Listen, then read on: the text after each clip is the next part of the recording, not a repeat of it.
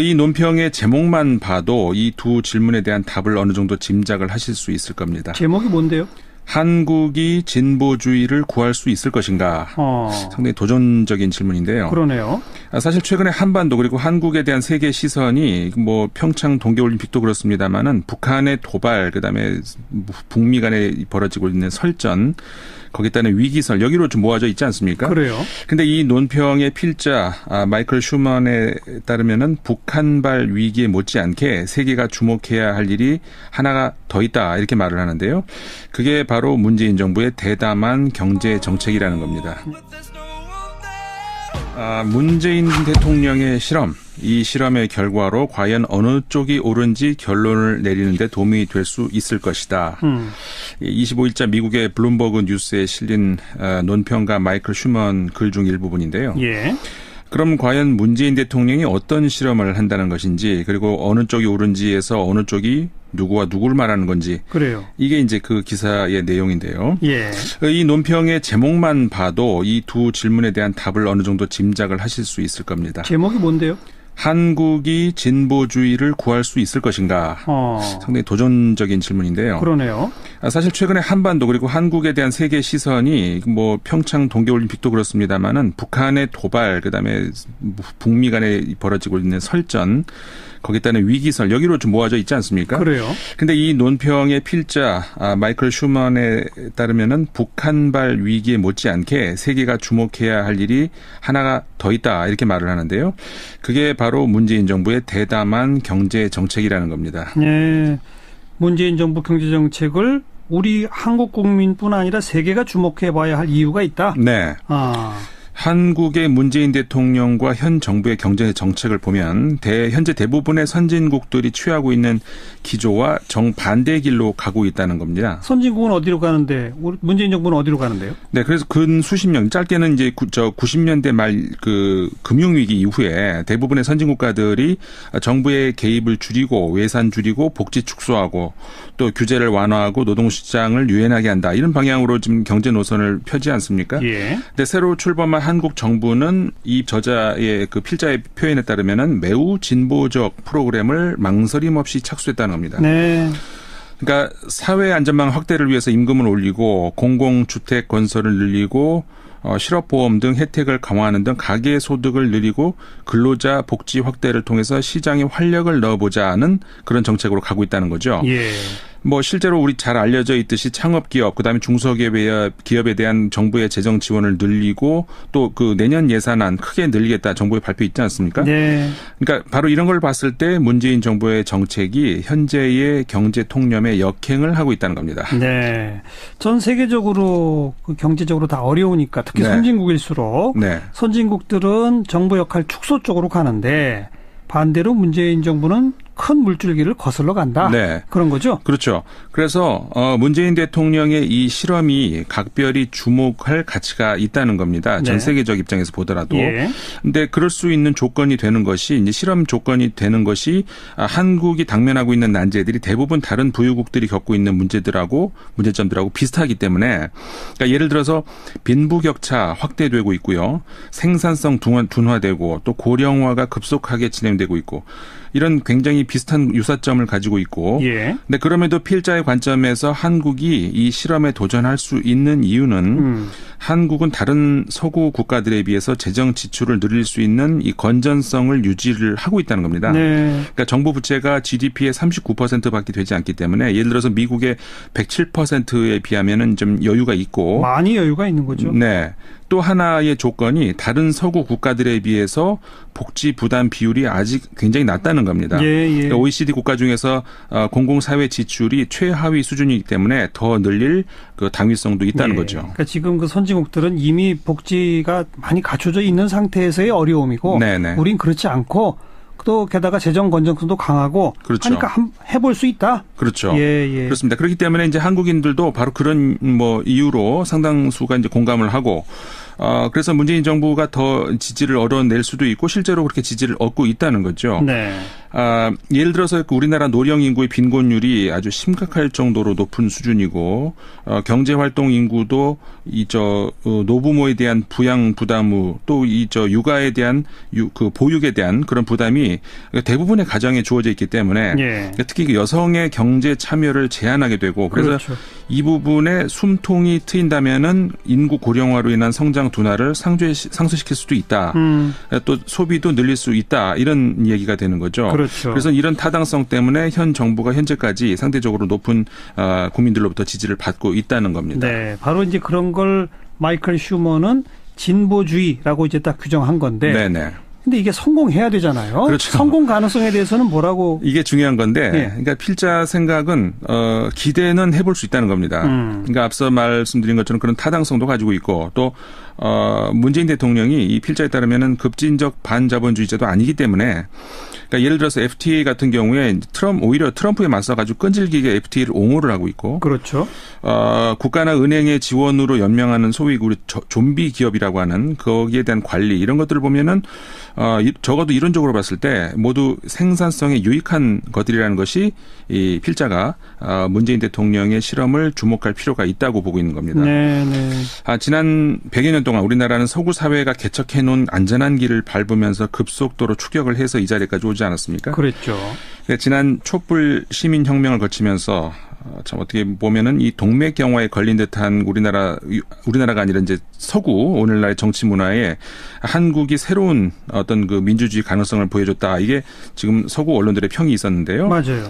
이제는 경제 분야에서도 서구 국가들의 어떤 그 방어적이고 수동적인 이 경제 침체에 대한 대응에 따르지 않고 새로운 실험을 보여주려 하고 있다는 거죠. 네네. 그래서 만약에 이 실험이 성공을 한다면 이 논평을 쓴 마이클 슈먼에 따르면은 그 표현 그대로 인용하겠습니다. 오늘날 가장 어려운 난제들에 대한 대처 방안을 세계에 보여줄 수 있을 것이라는 겁니다.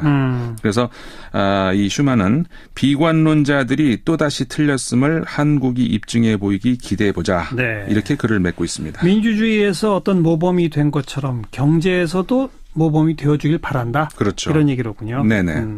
다음 소식은요. 북한의 인질극. 이제 외신들 가운데서는 이런 표현까지 나옵니다. 인질극. 네네. 북한의 그칠 줄 모르는 도발. 이 앞에서 좀 전 세계인들이 상당히 좀 걱정이 커지고 있는 그런 때인데 예. 예외가 있습니다. 어디요? 그러니까 전쟁도 불사하겠다는 북한 위협 앞에서 웃고 있는 다들 울고 있는데 이제 웃고 있는 그들이 누굴까? 적어도 두 곳은 있다는 겁니다. 어디?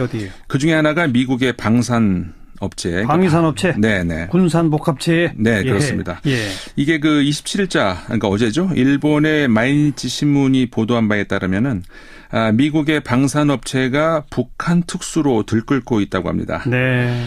이미 지난 18일 미국 상원은 총 예산 규모 7천억 달러의 내년 국방 예산을 통과를 시켰다는 건데요.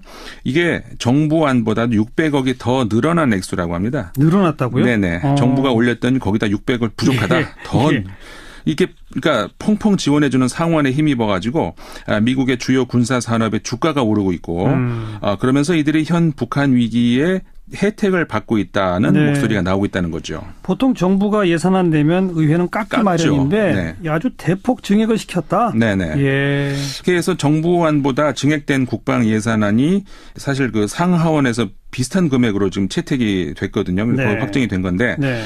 그래서 스텔스 전투기 F-35가 본래 정부안에서는 70대였는데요. 의회를 거치면서 94대로 늘었고요. ICBM 격추용 요격 미사일은 28기로 결정이 됐다고 합니다. 네. 그러니까 사실 뭐 현재 미국 군사력은 뭐 거론할 가치도 없죠. 전 세계 제일인데. 냉전이 끝난 이후에 점점 미국의 그 국방 예산이 감소하면서 예를 들어서 소련 붕괴 직후 500척이었던 미국 해군 함선이 작년에는 275척으로 그러니까 반 정도가량이 줄었다고 합니다. 네. 공군기도 3분의 1 정도가 줄었다고 하고요. 예. 그럼 당연히 그러니까 방산업체는 울상일 수밖에 없겠죠. 그런데요. 이번에 그 트럼프 정부의 증액으로 보잉, 노스롭 그루먼, 레이시온, 그다음에 로키드 마틴 이런 방산업체들이 치열한 수주 경쟁으로 들어갔다고 합니다. 네. 그러니까 이렇게 미국의 국방비 증액이 경제적인 의미도 이제 뭐 있을 수 있고, 그다음에 또 하나가 중국하고 러시아를 견제하기 위해서 이제 무기도 또 필요하고 미국 입장에서 국방비를 늘려야 되는데 이게 중국하고 러시아를 견제하기 위한 뭐 증액이다 이렇게 하면은 국내외적으로 반발일 수 있다는 거죠. 그렇죠. 근데 북한의 도발을 막기 위한 목적이다 이렇게 하면은 반대할 사람이 별로 없어진다는 거죠. 게다가 북한이 지금 이제 미국까지 바로 날아가는 미사일 개발 네. 이런 얘기 나오니까 미국 여론도 지지하겠죠. 그렇죠. 예. 그렇기 때문에 바로 그런 점에서 북한의 도발을 미국 방산업체가 그 입장에서는 반길 수밖에 없지 않겠느냐. 기회라고 할 수가 있다는 거죠. 그렇죠. 그 논리로 미국은 또 사드를 한반도 깊숙한 곳까지 또 전진 배치할 수도 있었고요. 미국과 북한의 위협 앞에 미국 방산업체가 웃는다. 네. 또 두 곳은 웃는다고 그랬잖아요. 네네. 또 하나가 어디예요? 또 하나가 이제 일본 정부입니다. 일본 정부. 역시 같은 27일자 마인지 신문인데요. 북한의 위협 고조로 일본 방위성이 내년도 예산의 그 계산 요구의 사상 최대 규모인 5조 2,551억 엔. 이게 그러니까는 그 17년도 당초 그 예산보다 2.5%가 증가를 했다는 겁니다. 네, 그렇게 네. 보도가 나왔습니다. 예. 그리고 이제 일본 신문뿐만이 아니라 그 영국의 The Times 신문 이건 25일자입니다. 25일자 기사에서 아예 제목이요. 북한 미사일이 아베 총리에게 활력이 되고 있다. 이렇게 기사가 나왔습니다. 활력이 된다. 네, 그러니까 뭐 이게 영어로 그대로 하자면 a shot in the arm 이렇게 돼 있거든요. 그러니까는 직역하자면은 팔에다 주사 한 방 맞는다 뭐 이런 정도 아니겠습니까? 그렇죠. 이게 이제 영어로 이제 활력소, 뭐 특효약 이런 정도로 번역이 될 수 있을 것 같은데 네. 이 신문은 실제로 화성 12호의 발사로 아베 총리만큼 간접적으로 이득을 본 경우는 드물다. 이렇게 얘기를 하면서 올여름 북한이 미사일을 발사하기 전까지만 해도 새로운 아이디어도 없고 스캔들에 시달리고 있던 아베 총리가 이제 민심을 잃어가는 것으로 이렇게 보였는데 네. 북한 도발에 힘입어서 자신 있게 조기 총선을 실시하겠다 이렇게 밝혔다고 하고요. 역시 그 자민당 승리 그다음에 4년의 추가 집권이 거의 확실시 된다는 겁니다.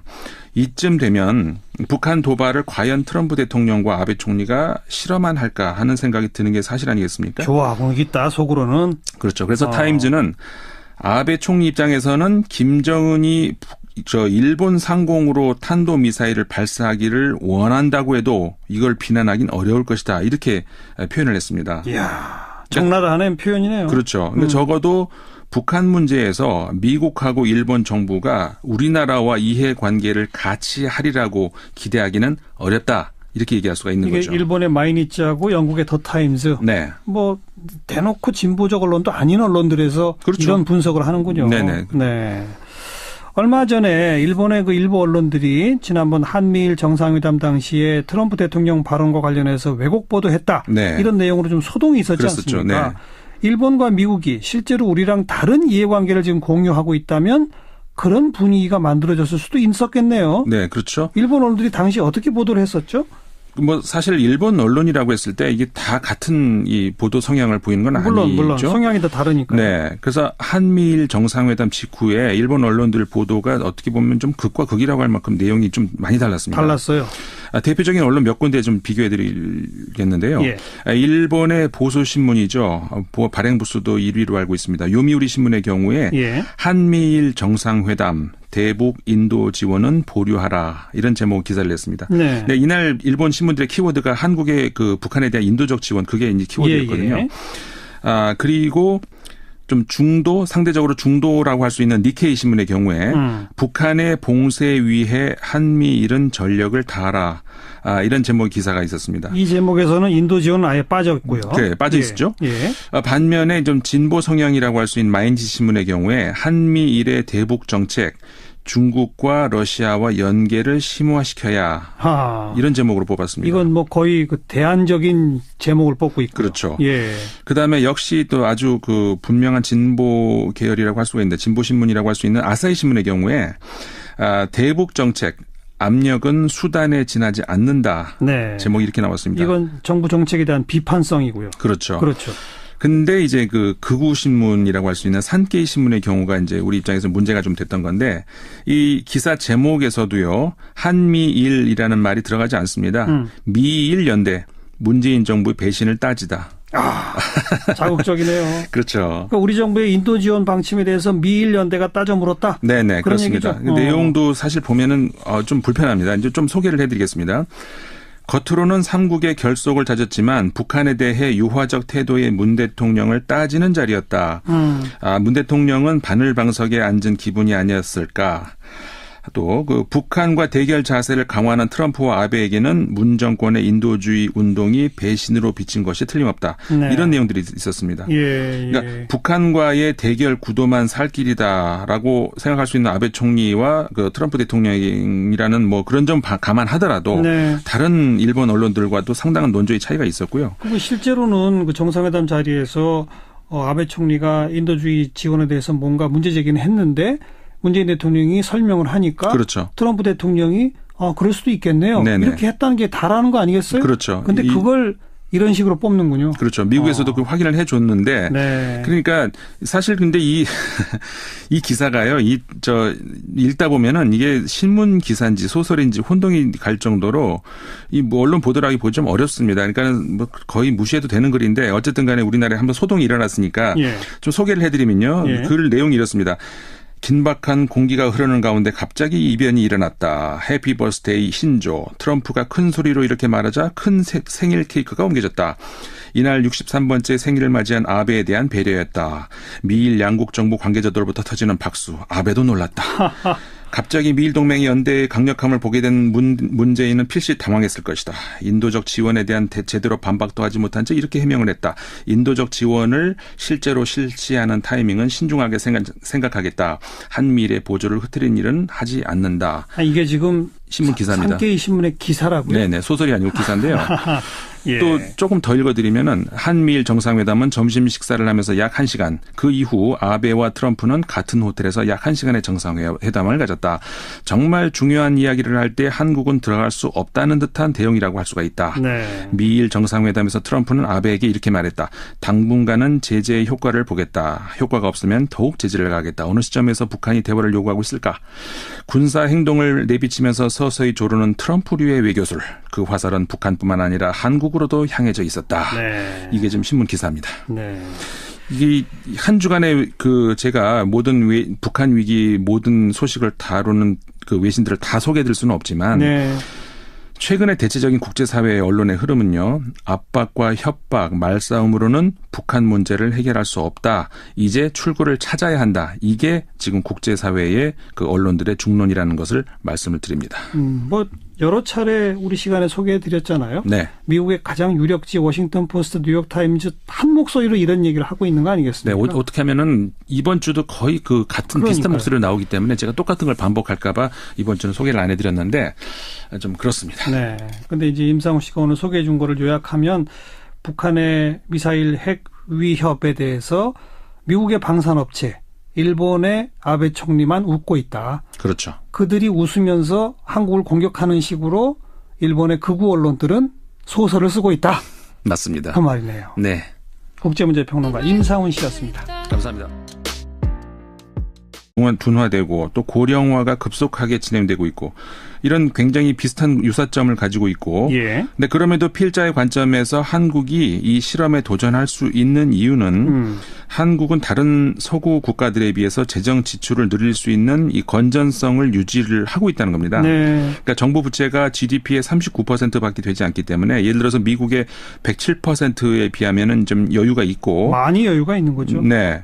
또 하나의 조건이 다른 서구 국가들에 비해서 복지 부담 비율이 아직 굉장히 낮다는 겁니다. 예. 그러니까 OECD 국가 중에서 공공사회 지출이 최하위 수준이기 때문에 더 늘릴 그 당위성도 있다는 거죠. 그러니까 지금 그 선진국들은 이미 복지가 많이 갖춰져 있는 상태에서의 어려움이고 네네. 우린 그렇지 않고 또 게다가 재정 건전성도 강하고 그렇죠. 하니까 해볼 수 있다. 그렇죠. 예. 그렇습니다. 그렇기 때문에 이제 한국인들도 바로 그런 뭐 이유로 상당수가 이제 공감을 하고 그래서 문재인 정부가 더 지지를 얻어낼 수도 있고 실제로 그렇게 지지를 얻고 있다는 거죠. 네. 예를 들어서 우리나라 노령 인구의 빈곤율이 아주 심각할 정도로 높은 수준이고 경제활동 인구도 노부모에 대한 부양 부담 후 그 필자의 표현에 따르면은 매우 진보적 프로그램을 망설임 없이 착수했다는 겁니다. 네. 그러니까 사회 안전망 확대를 위해서 임금을 올리고 공공주택 건설을 늘리고 실업보험 등 혜택을 강화하는 등 가계 소득을 늘리고 근로자 복지 확대를 통해서 시장에 활력을 넣어보자 하는 그런 정책으로 가고 있다는 거죠. 예. 뭐 실제로 우리 잘 알려져 있듯이 창업기업 그다음에 중소기업에 대한 정부의 재정 지원을 늘리고 또 그 내년 예산안 크게 늘리겠다 정부의 발표 있지 않습니까? 네. 그러니까 바로 이런 걸 봤을 때 문재인 정부의 정책이 현재의 경제 통념에 역행을 하고 있다는 겁니다. 네. 전 세계적으로 그 경제적으로 다 어려우니까 특히 네. 선진국일수록 네. 선진국들은 정부 역할 축소 쪽으로 가는데 반대로 문재인 정부는 큰 물줄기를 거슬러 간다. 네. 그런 거죠? 그렇죠. 그래서 문재인 대통령의 이 실험이 각별히 주목할 가치가 있다는 겁니다. 전 네. 세계적 입장에서 보더라도. 예. 근데 그럴 수 있는 조건이 되는 것이 이제 실험 조건이 되는 것이 한국이 당면하고 있는 난제들이 대부분 다른 부유국들이 겪고 있는 문제점들하고 비슷하기 때문에 그러니까 예를 들어서 빈부격차 확대되고 있고요. 생산성 한국이 진보주의를 구할 수 있을 것인가? 상당히 도전적인 질문인데요. 그러네요.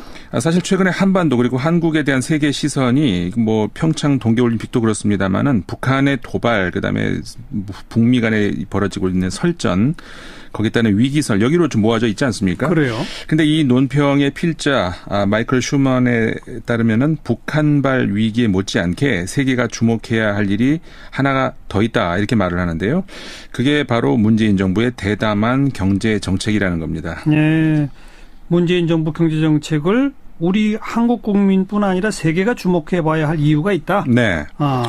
한국의 문재인 대통령과 현 정부의 경제 정책을 보면 현재 대부분의 선진국들이 취하고 있는 기조와 정반대의 길로 가고 있다는 겁니다. 선진국은 어디로 가는데 문재인 정부는 어디로 가는데요? 네, 그래서 근 수십 년, 짧게는 이제 90년대 말 그 금융위기 이후에 대부분의 선진국가들이 정부의 개입을 줄이고 예산 줄이고 복지 축소하고 또 규제를 완화하고 노동시장을 유연하게 한다. 이런 방향으로 지금 경제 노선을 펴지 않습니까? 예. 근데 새로 출범한 한국 정부는 이 저자의 또 이 육아에 대한 그 보육에 대한 그런 부담이 대부분의 가정에 주어져 있기 때문에 예. 특히 그 여성의 경제 참여를 제한하게 되고 그래서 그렇죠.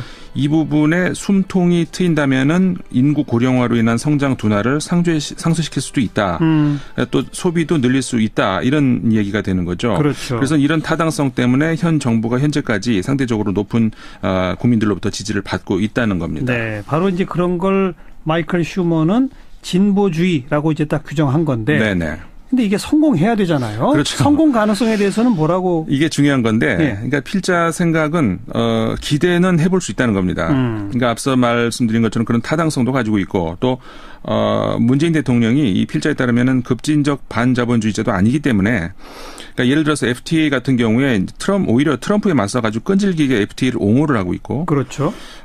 국가나 은행의 지원으로 연명하는 소위 우리 좀비 기업이라고 하는 거기에 대한 관리 이런 것들을 보면은 적어도 이론적으로 봤을 때 모두 생산성에 유익한 것들이라는 것이 이 필자가 문재인 대통령의 실험을 주목할 필요가 있다고 보고 있는 겁니다. 네. 이 논평의 제목만 봐도 이 두 질문에 대한 답을 어느 정도 짐작을 하실 수 있을 겁니다. 제목이 뭔데요?